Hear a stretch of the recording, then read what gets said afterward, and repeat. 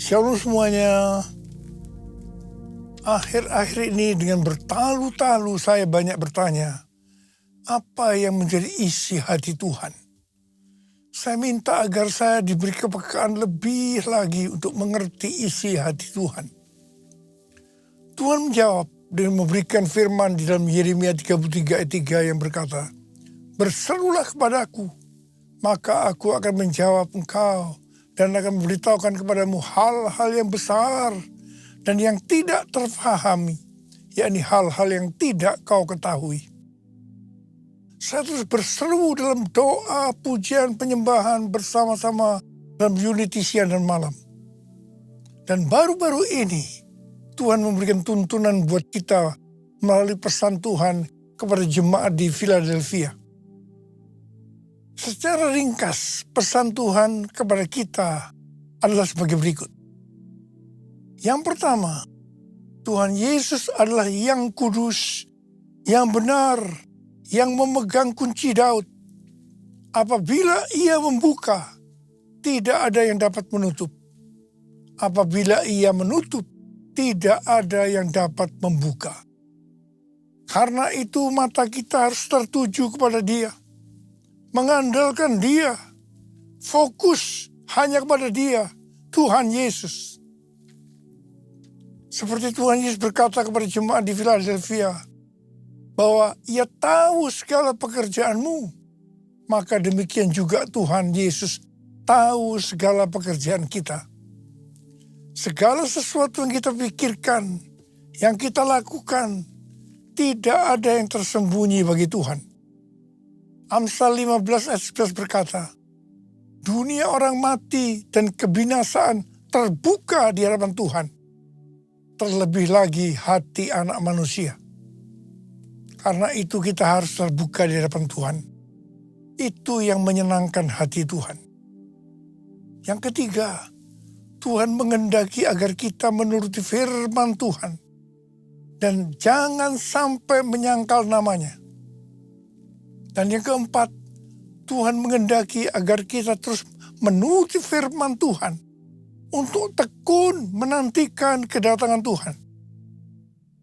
Kalau kita melakukan hal-hal di atas, maka janji Tuhan, yang pertama, pintu yang selama ini tertutup akan dibuka oleh Tuhan. Mungkin itu pintu pelayanan, pintu pekerjaan, pintu persoalan yang tidak kunjung selesai, dan lain-lain. Yang kedua, orang-orang yang menamakan dirinya Kristen, tetapi kelakuannya tidak seperti itu, di mana mereka terus-menerus menekan kita. Akan Tuhan suruh datang dan berkata, bahwa Allah mengasihi kita. Dan yang ketiga, Tuhan akan melindungi kita dari hari pencobaan yang akan datang di seluruh dunia untuk mencobai mereka yang diam di bumi.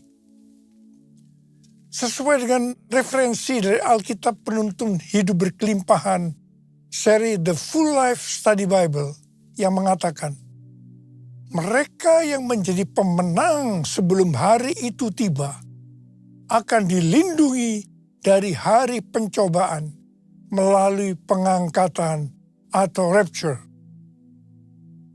Kalau kita melihat keadaan dunia saat ini, kita harus percaya bahwa hari pencobaan itu sudah dimulai dan akan terus makin hebat. Kalau mau ikut dalam pengangkatan, maka kita harus menjadi pemenang. Sesuai dengan apa yang Tuhan Yesus katakan tentang pemenang ini, dikatakan, siapa bertelinga, hendaklah ia mendengarkan apa yang dikatakan Roh kepada jemaat-jemaat. Barang siapa melakukannya, maka dia disebut sebagai pemenang dan akan ikut dalam pengangkatan. Haleluya! Pesan Tuhan Yesus kepada kita semua. Aku datang segera. Peganglah apa yang ada padamu, supaya tidak seorang pun mengambil mahkotamu. Hosana, Hosana, datanglah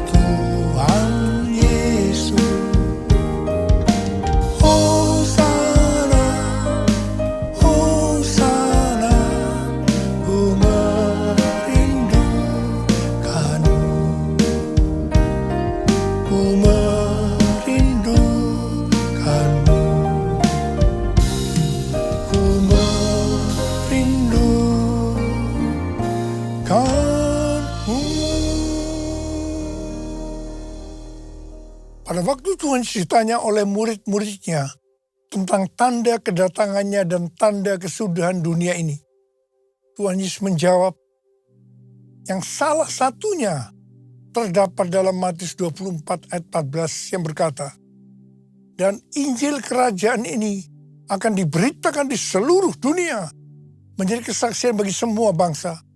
Sesudah itu barulah tiba kesudahannya.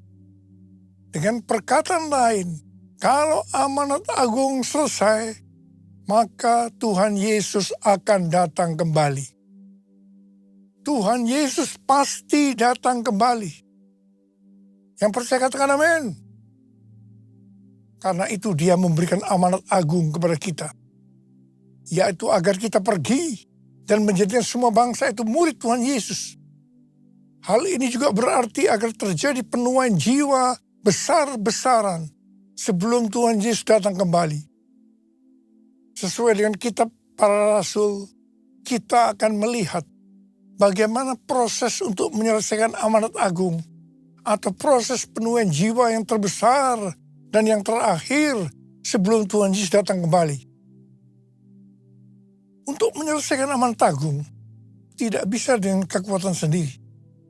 Karena itu pesan terakhir Tuhan Yesus sebelum naik ke sorga kepada murid-muridnya, yang juga berarti kepada kita semua. Dalam Kisah Para Rasul 1 ayat 8. Tetapi kamu akan menerima kuasa kalau Roh Kudus turun ke atas kamu, dan kamu akan menjadi saksiku di Yerusalem dan di seluruh Yudea dan Samaria dan sampai ke ujung bumi. Jadi untuk menyelesaikan amanat agung, kita harus menerima kuasa dari Roh Kudus yang turun ke atas kita. Setelah itu dengan disaksikan para muridnya, Tuhan Yesus naik ke sorga. Setelah Tuhan Yesus naik ke sorga, 120 murid Tuhan Yesus berkumpul di kamar loteng Yerusalem. Mereka melakukan ini karena Tuhan Yesus memerintahkan agar mereka tidak meninggalkan kota Yerusalem sebelum diperlengkapi dengan kekuasaan dari tempat tinggi. Tuhan Yesus berkata, sebab Yohanes membaptis dengan air, tetapi tidak lama lagi kamu akan dibaptis dengan Roh Kudus. Apa yang dilakukan 120 murid di kamar loteng? Alkitab berkata bahwa mereka semua bertekun dengan sehati dalam doa bersama-sama. Artinya mereka berdoa, memuji dan menyembah Tuhan dalam unity siang dan malam. Ini adalah prinsip restorasi Pondok Daud. Ini adalah prinsip menara doa. Setelah 10 hari mereka melakukan hal ini, maka pada hari raya Pentakosta, tiba-tiba turunlah dari langit suatu bunyi seperti tiupan angin keras yang memenuhi seluruh rumah di mana mereka duduk. Dan tampaklah lidah-lidah seperti nyala api yang bertebaran dan hinggap pada mereka masing-masing. Maka penuhlah mereka dengan Roh Kudus. Lalu mereka mulai berkata-kata dalam bahasa-bahasa lain, seperti yang diberikan oleh Roh Kudus itu kepada mereka untuk mengatakannya. Itu adalah bahasa roh. Bahasa roh. Jadi tanda awal orang yang dibaptis dengan Roh Kudus adalah mereka akan berbahasa roh. Come Holy Spirit, fall in this place. I need more and more of you. Fill me again with the power of your Spirit. Lord, I'm crying out for more and more of you. Lord, I'm crying out for more and more. Lord, I'm crying out for more and more of you.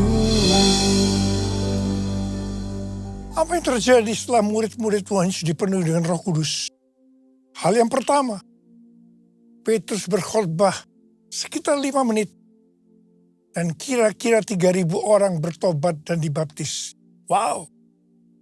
Petrus berkhotbah dengan kuasa Roh Kudus. Pada zaman itu populasi penduduk dunia sekitar 255 juta orang. Sekarang penduduk dunia sekitar 8 miliar.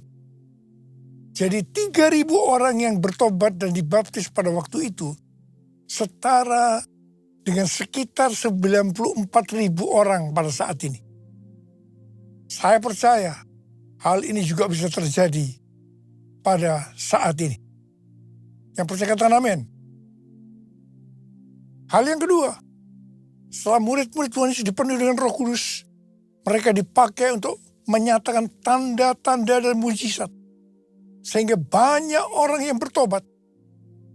Petrus dan Yohanes menyembuhkan orang lumpuh sejak lahir. Bayangan Petrus bisa menyembuhkan orang sakit.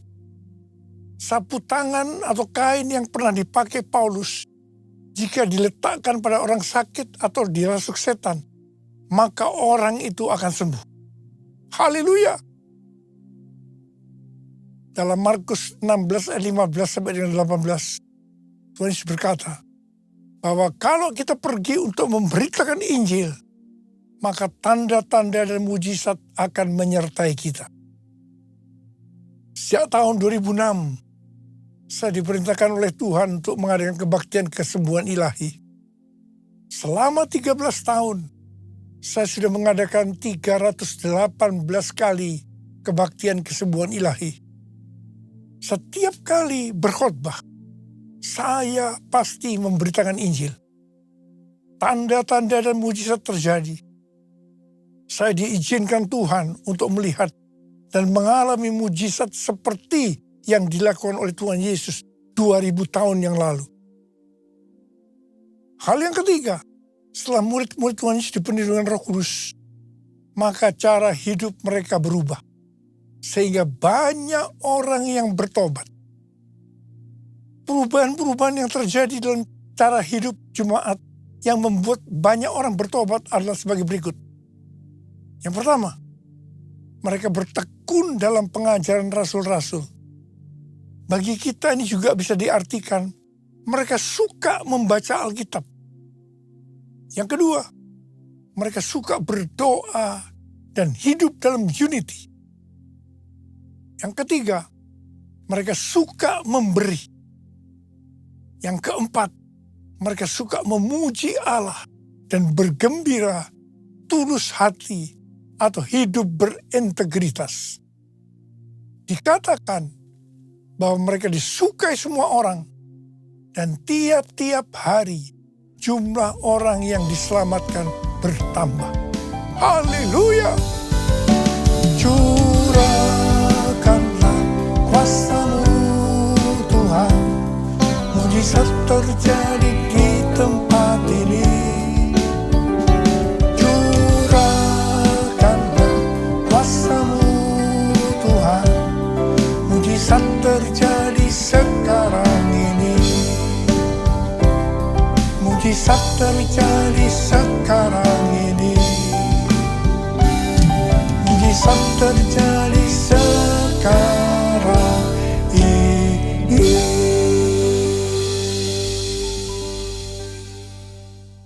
Saya percaya mereka menganggap bahwa pola penuaian jiwa hanya seperti itu. Mereka sebagai orang-orang percaya hidup dalam zona nyaman. Mereka biasa berkumpul dalam unity sambil membaca Alkitab, berdoa dan memuji Tuhan dengan sukacita. Tidak ada yang berkekurangan. Wow, siapa yang tidak mau jadi orang Kristen? Tetapi ternyata supaya penuaian jiwa bertambah besar, Tuhan izinkan proses berikutnya terjadi, yaitu aniaya menimpa jemaat di Yerusalem. Selain rasul-rasul, maka mereka harus lari meninggalkan Yerusalem. Mereka pergi ke Yudea dan Samaria sambil memberitakan Injil. Jadi kalau tadinya penuaian jiwa hanya terjadi di Yerusalem saja, Sekarang mereka menyebar ke seluruh Yudea dan Samaria. Dan pola penuaian jiwa yang seperti ini masih terjadi sampai hari ini. Catatan sejarah gereja selama berabad-abad menunjukkan bahwa semakin gereja ditekan, justru Injil semakin menyebar dan diberitakan kemana-mana. Karena itu, Tuhan izinkan hari-hari ini penderitaan, aniaya terjadi di antara orang percaya, supaya terjadi penuaian jiwa yang lebih besar. Yang percaya katakan amin. Kita sekarang berada di tahun 2026. Tahun yang sukar, sulit, peperangan, bencana alam, ketidakpastian, krisis ekonomi yang semakin intens. Saya percaya untuk penuaian jiwa yang besar perlu goncangan yang besar. Ternyata pola penuaian yang terjadi di atas belum juga menyelesaikan rencana Tuhan. Karena selain penuaian jiwa harus terjadi di Yerusalem, di seluruh Yudea dan Samaria, juga harus sampai ke ujung bumi. Tuhan mempunyai cara untuk membuat penuaian itu sampai ke ujung bumi, yaitu dengan terjadinya perubahan paradigma dalam pelayanan. Selama ini, pengertian tentang keselamatan hanya untuk orang Yahudi saja. Tetapi melalui peristiwa Kornelius, di mana Petrus diutus oleh Tuhan untuk mendatangi Kornelius yang bukan orang Yahudi, untuk memberitakan jalan keselamatan. Akhirnya mereka mengerti bahwa ternyata keselamatan bukan hanya untuk orang-orang Yahudi saja, tapi untuk semua bangsa. Dan ini mengakibatkan terjadinya penuaian jiwa besar-besaran. Haleluya! Jadi mereka tidak hanya mengabarkan Injil di Yerusalem, Yudea, dan Samaria saja. Tapi sekarang mereka, termasuk kita, juga pergi ke seluruh dunia. Haleluya! Proses perubahan paradigma dalam pelayanan itu tidak mudah. Petrus harus diyakinkan oleh Tuhan. Kalau Tuhan berkata halal, jangan kamu berkata haram. Orang-orang yang bukan Yahudi adalah haram di mata orang Yahudi. Proses itu masih terus berlanjut untuk memberikan pengertian kepada orang-orang Yahudi, golongan bersunat, dan juga orang-orang Farisi yang sudah bertobat. Di mana mereka berpendapat bahwa orang yang bukan Yahudi yang percaya kepada Tuhan Yesus harus disunat dan diwajibkan mengikuti hukum-hukum Musa. Tetapi melalui sidang di Yerusalem, akhirnya mereka mengerti dan bisa menerima bahwa keselamatan bukan hanya untuk orang-orang Yahudi saja, tapi untuk semua bangsa, termasuk bangsa Indonesia. Katakan amin. Di dalam pelayanan saya termasuk salah seorang yang dipakai oleh Tuhan untuk melakukan paradigma yang baru dalam pelayanan untuk menyelesaikan amanat agung. Sebagai contoh, yang pertama tentang membuka gereja baru. Yang kedua, cara ibadah dengan doa, pujian, dan penyembahan, termasuk bahasa roh untuk memuji dan menyembah Tuhan. Yang ketiga, tempat ibadah yang dilakukan bukan di gedung gereja. Yang keempat, juga mengenai Pentakosta ketiga. Dan lain-lainnya. Semua itu selalu diawali dengan pro dan kontra. Sama dengan yang terjadi pada zaman kisah para rasul tadi. Kita juga melihat bahwa dengan media online, terlepas dari kebaikan, keburukannya, pro dan kontra, Tapi tidak bisa dipungkiri, dengan media online terjadi percepatan dalam penyelesaian amanat agung. Hari-hari ini, banyak organisasi-organisasi Kristen, aliran-aliran kekristenan yang mendapatkan hal yang sama, yaitu target untuk menyelesaikan amanat agung adalah tahun 2033. Sesuai dengan Matius 24 ayat 14 yang berkata, dan Injil kerajaan ini akan diberitakan di seluruh dunia menjadi kesaksian bagi semua bangsa. Sesudah itu barulah tiba kesudahannya. Maka apabila Injil kerajaan sudah diberitakan di seluruh dunia menjadi kesaksian bagi semua bangsa, atau dengan kata lain, apabila amanat agung selesai, baru setelah itu, waktunya tidak ada yang tahu, Tuhan Yesus datang kembali.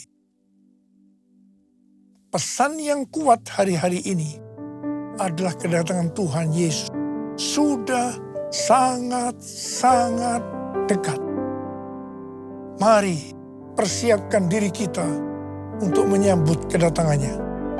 Tuhan Yesus berkata kepada kita semua hari-hari ini, Aku datang segera. Aku datang segera. Aku datang segera. Mari, angkat tangan kita. Katakan bersama saya. Oh God, I worship you. Oh God, I worship you. Be glorified and magnified. Oh God, I worship you. Sekali lagi. Oh God, I worship you. Oh God, I worship you. Be glorified and magnified. Oh God, I worship you. Berbasaro. Kuralama shalala bala bala bala bala bala. Urila la la bala bala bala bala bala bala bala bala bala bala bala. Ora bala bala bala bala bala bala bala bala bala. Oh Jesus, Jesus, curahkan pengurapan buat kami semua ya Tuhan. Jadikan kami alat-Mu untuk menyelesaikan amanat agung sebelum Kau datang untuk kali yang kedua. Oh rababababababababababababab. Oh ya la la bala bala bala. Terima pengurapan Tuhan, terima. Oh rababababab. Oh God, I worship you. Oh God, I worship you. Be glorified and magnified. Oh God, I worship you.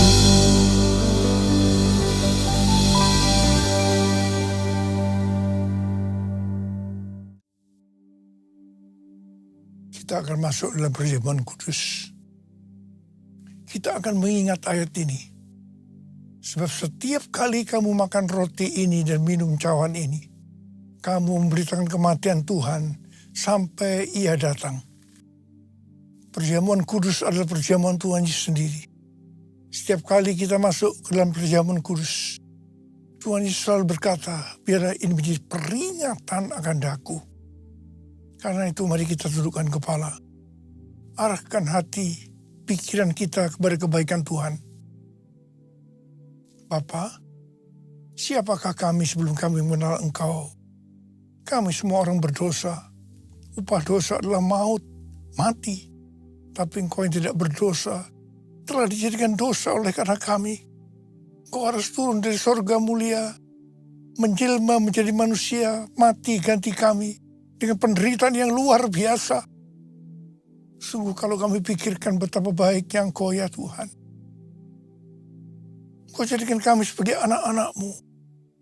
Engkau tuntun, Engkau bela, Engkau berkati, Engkau tegur kalau kami salah. Itu Engkau ya Abah. itu Engkau. Tuhan, terima kasih buat hari ini. Tuhan Yesus akan memberkati kita melalui perjamuan kudus. Tapi Tuhan mau agar kita makan dan minum dengan cara yang benar. Karena itu sekarang masing-masing introspeksi. Lihat keadaan dirimu masing-masing.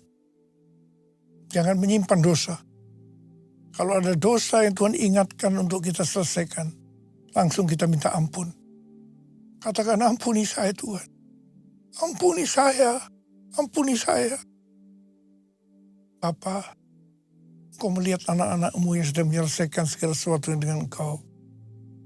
Kami akan masuk dalam perjamuan kudus dengan hati yang penuh ucapan syukur. Dalam nama Yesus berdoa. Amin.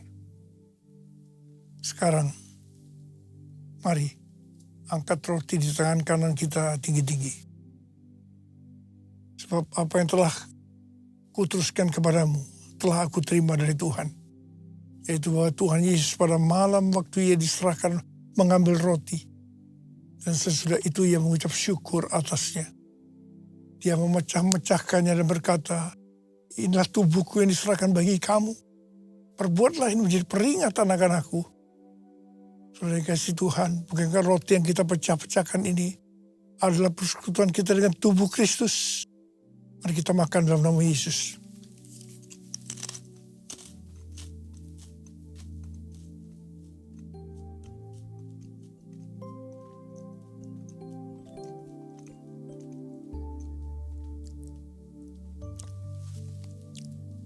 Angkat cawan di tangan kanan kita tinggi-tinggi. Demikian juga Ia mengambil cawan sudah makan lalu berkata, cawan ini adalah perjanjian baru yang diberitakan oleh darahku. Perbuatlah ini setiap kali kamu meminumnya menjadi peringatan akan aku. Saudara kasih Tuhan, bukankah cawan pengucapan syukur? Yang atasnya kita ucapkan syukur adalah persekutuan kita dengan darah Yesus. Mari kita minum dalam nama Yesus.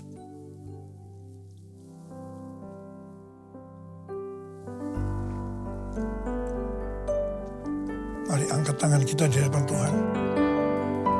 Ucapkan syukur dengan terima kasih, dengan suara. Jangan diam. Tuhan terima kasih ya Tuhan. Tuhan terima kasih ya Tuhan. Tuhan terima kasih ya Tuhan.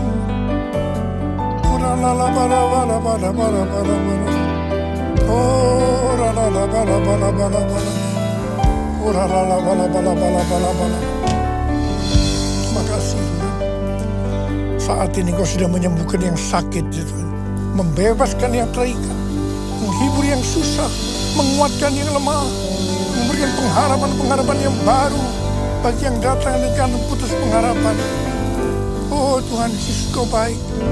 Terima kasih, terima kasih. Terima kasih Yesusku. Terima kasih Yesusku.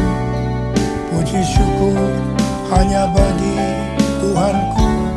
Terima kasih Yesusku. Terima kasih Yesusku. Puji syukur hanya bagi Tuhanku. Terima kasih. Terima kasih Yesusku. Terima kasih Yesusku. Puji syukur hanya bagi Tuhanku. Terima kasih Yesusku. Terima kasih Yesusku. Puji syukur hanya bagi Tuhanku. Puji syukur hanya bagi Tuhanku. Puji syukur hanya bagi Tuhanku.